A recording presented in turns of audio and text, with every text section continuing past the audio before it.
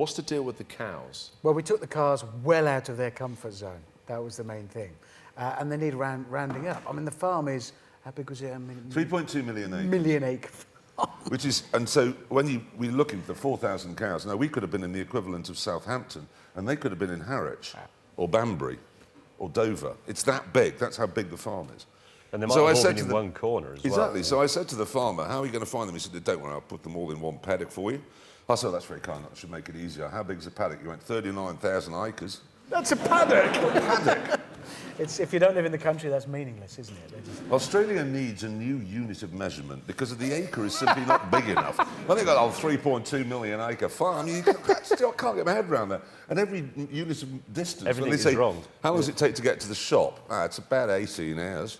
There's no point having a shop that's 18 hours away from where you live. So they do need to sort of, a bit like the Italian lira, you know, it got silly when a cup of coffee was 10,000 lira. It just doesn't work. So you get the euro and it becomes more sensible. But it was a brilliant trip, that. We loved the Northern Territories. What, Richard, what was the giant, basically, hole in the ground? Well, it was a big hole in the ground. It was an old mine. What did the mine do? No, it's not old. They're just shutting it down now. Shutting down now. All the steel that built Shanghai came out of that hole in the ground. It's a really big hole, and we decided to make a good racetrack. And a lot of dust. Yeah, but what happens, though, if you go over the edge and into the bottom of the hole? Death follows very Death. shortly, yeah. It goes sky grand, black. Oh, you'd be killed. It was about, what, how deep was it? I'm not very good at That's well, hundreds of Australia, it's feet. probably about 4,000 miles. 100 kilometres. It's all the way down. So if you came off there, Yeah. you'd go all the way down there, and then you'd arrive there smashed. You'd still be falling.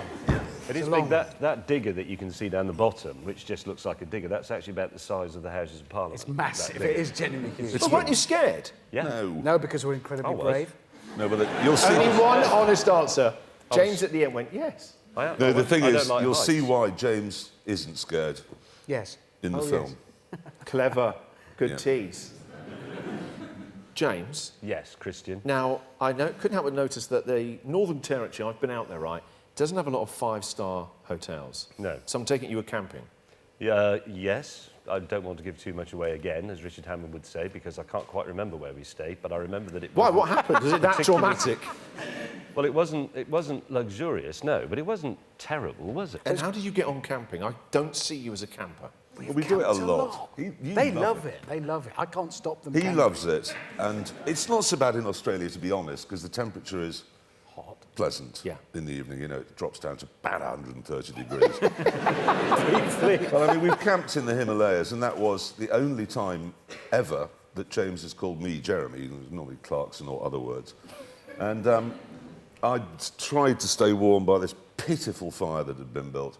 And I walked past James's tent to get to mine at 1 in the morning or something, and I just heard this. He just went, Jeremy, from inside his tent. I'm very unhappy. And then I got into my tent and discovered why.